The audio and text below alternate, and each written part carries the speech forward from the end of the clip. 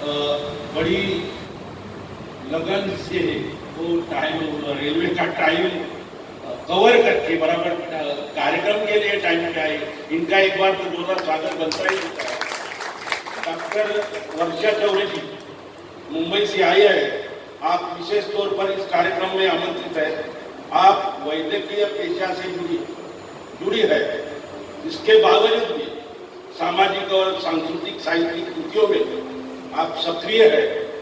आप जन क्रांति संघ की संस्थापक अध्यक्ष है और यशराज फाउंडेशन की संस्थापक अध्यक्ष है। एक बार जोरदार तालियां होनी चाहिए। यशराज हेल्थ केयर एक क्लिनिक की डायरेक्टर है और पुण्यश्लोक अहिल्याबाई होळकर मेडिकल एसोसिएशन की डायरेक्टर है। इतनी बड़ी जिम्मेदारियां साथ में लेकर भी साहित्य सांस्कृतिक चळवळ में अपनी सक्रियता बताना काबिले तारीफ है। इनके लिए एक बार जोरदार तालियां हो। और उनके स्वागत के लिए मैं नागपुर के नागराज मंजूरे यानी नागराज बावरा नागेश बावरा आपको बुलाता हूँ जो तो एक बार जोरदार तालियां हो जाए।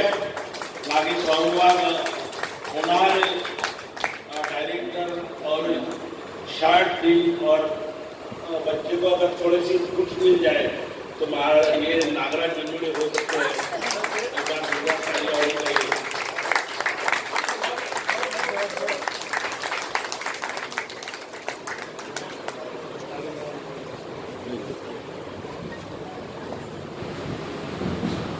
आज के इस नेहा गोडघाटे जी के सत्कार समारोह में आयोजित कार्यक्रम के लिए कार्यक्रम के आयोजनकर्ता अंबेडकरवादी साहित्य व तत्वज्ञान विचार मंच आमंत्रित करने वाले जावेद पाशा सर, कार्यक्रम के सभी आयोजक, इस विचार मंच पर उपस्थित सभी मान्यवर और विचार मंच के सामने सबको सुनने वाले आप सभी महत्वपूर्ण मान्यवर, आप सबको जय भारत।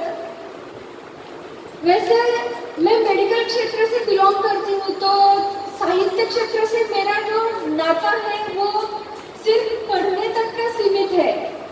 लिखना मुझे ज़्यादा आता नहीं है लेकिन पढ़ना बहुत अच्छे से आता है। और किताबें पढ़ना मतलब वो ऐसा जुनून है कि उसमें घुसकर पढ़ना। जैसे अगर कोई किताब पढ़ रहे हैं तो सामने वो पूरा चित्र चलता रहता है। इस तरीके से मैं किताबें पढ़ने की शौकीन हूँ। आज नेहा जी के इस प्रवास के बारे में या इस कार्यक्रम में कुछ बोलने का मौका मिला है। सबसे पहले तो सवाल आता है कि इसे मैं क्या कहूँ, इसे मैं क्या कहूँ, कोई लफ्ज या अल्फाज, इसे मैं क्या कहूँ, कोई लफ्ज या अल्फाज। बेशक शब्द मोतियों की माला है, छवि के नेहा की ये परवाज।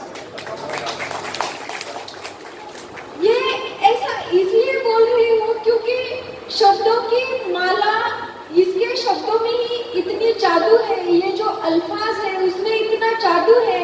अभी पद्माकर सर ने बताया कि बिना किसी सिफारिश के जावेद अख्तर साहब को भी प्रस्तावना देने के लिए मजबूर कर दिया इन अल्फाजों ने। ये सच में बहुत बड़ी बात है। सर जैसे बोल रहे थे महाराष्ट्र नागपुर से मुंबई मराठी मीडियम, नागपुर में मराठी मीडियम में पढ़ाई करके आगे जाकर हिंदी उर्दू में लिखना, सच में अपने आप में बहुत बड़ी बात है। नागपुर में जन्म लेके मुंबई को अपनी कर्मभूमि बनाना और वहां पे अपने साहित्य के झंडे गाड़ना, क्योंकि मुंबई जो है दुनिया का ऐसा शहर है जहाँ पे एक बार जो मुंबई में डंका बज गया तो वो पूरी दुनिया में बजता रहता है, घूमता रहता है। यानी कि मुंबई में बजे डंके की आवाज पूरी दुनिया में पहुंचती है।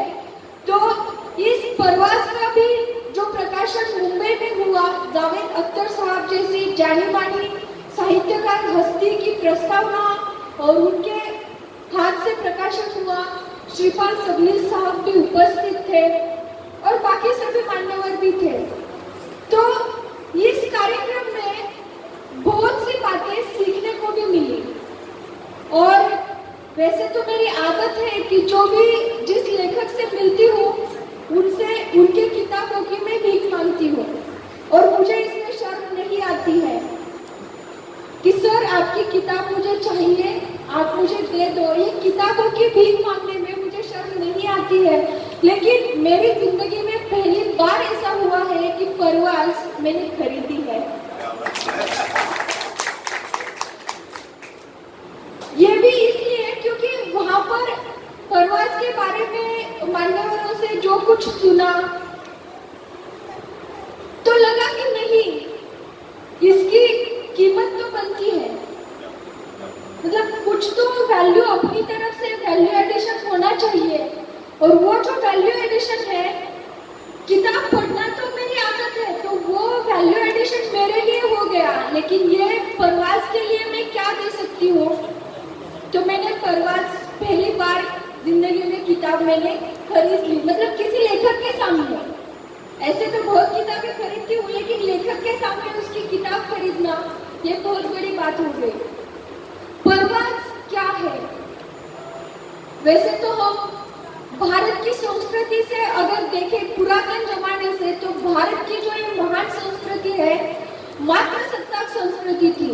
यानी कि भारत में महिलाओं की पूजा होती थी, कद्र होती थी, और माता जो है उसको ही पूजा जाता था। हम शौक शालीवाहन राजे देख सकते हैं, सतकर्णी राजे देख सकते हैं, उनके जमाने से माता की ही पूजा करते आए हुए हैं। भारत एक मातृसत्ताक देश था, लेकिन दौर बदलता गया, परकीय आक्रमण हो गए, संस्कृति पर भी आक्रमण हो गए, और भारत की संस्कृति कहीं ना कहीं पुरुष प्रधान बन गई। वो पितृसत्ताक नहीं, पुरुष प्रधान संस्कृति बन गई। और इस पुरुष प्रधान संस्कृति ने एक बहुत घोर अन्याय वाला काम किया कि महिलाओं को बंधनों में जकड़ने का काम किया।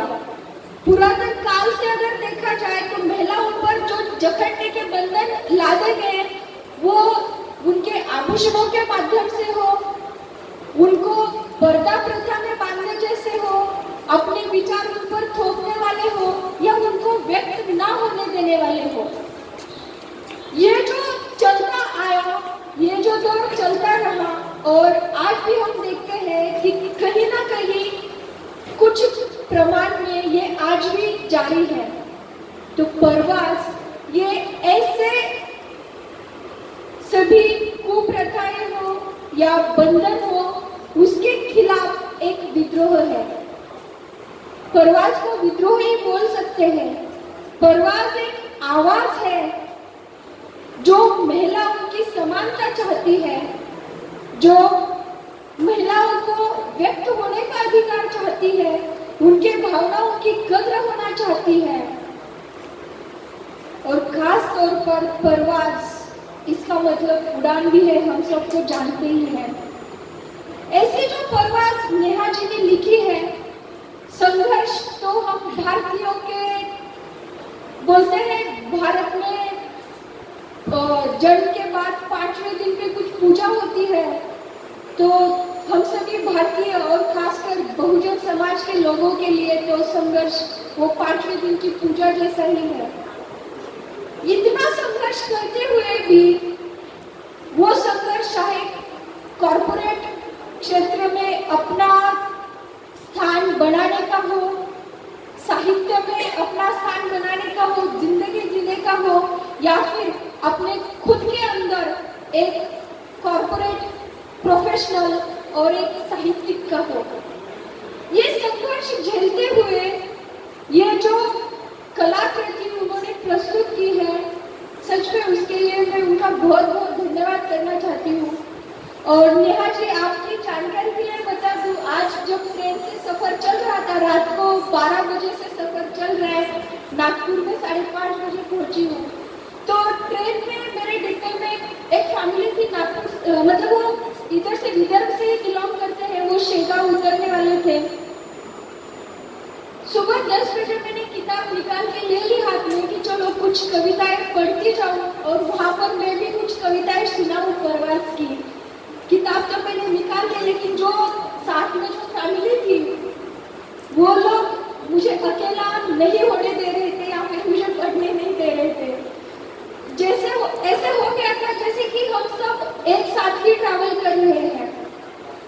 और मैं किताब वहीं पे छोड़ के मेरा चाय का जो कप है वो फेंकने के लिए चली गई, तो मेरे पास में जो बैठी थी उन्होंने किताब उठा ली और पढ़ना चालू कर दिया। और उनकी जो 8 लोगों की फैमिली थी सबके पास घुमाई और सबको बोला कि हमें ये किताब चाहिए, ये बहुत अच्छी है।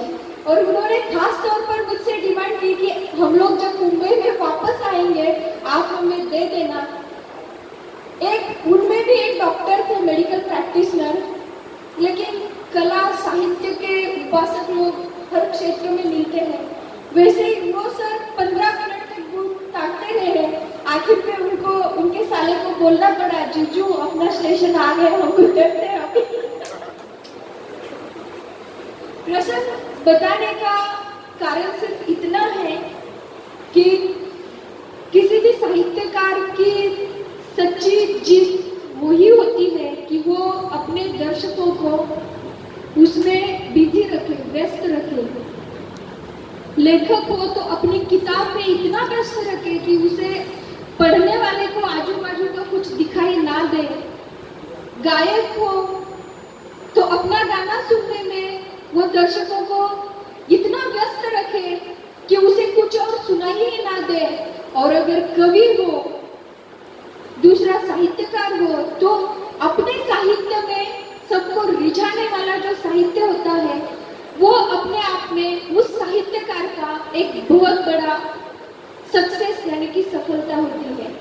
और इसमें कोई शक नहीं है कि परवाज आज एक सक्सेसफुल किताब है। उड़ान तो नेहा जी ने भरी है, चाहे सभी बंधनों के खिलाफ संघर्ष करके हो, विद्रोह करके हो, और ये उनका विद्रोह भी पॉजिटिव ही है कि कुछ करना चाहती है, समानता चाहती है, महिलाओं के लिए आजादी चाहती है। आज कौन से क्षेत्र में महिलाओं ने अपना नाम रोशन नहीं किया है, चाहे वो घर संभालना हो या देश संभालना हो, घर चलाना हो या एरोप्लेन चलाना हो, हर जगह पे महिला ने अपना जो है वजूद साबित किया है। लेकिन फिर भी समाज में कुछ लोग ऐसी मानसिकता वाले हैं जो सोचते हैं कि महिलाएं केवल चूल्हा और बच्चा और घर संभालने के लिए ही बनी होती है।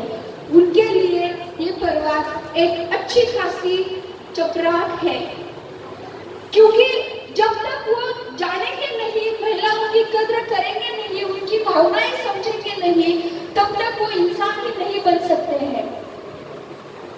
महिला और पुरुष अलग करना इसका मतलब नहीं है, लेकिन एक इंसान होकर इंसान की तरह जीना तो सीखो, खुद में इंसानियत तो जगाओ, ये बहुत ज्यादा जरूरी है।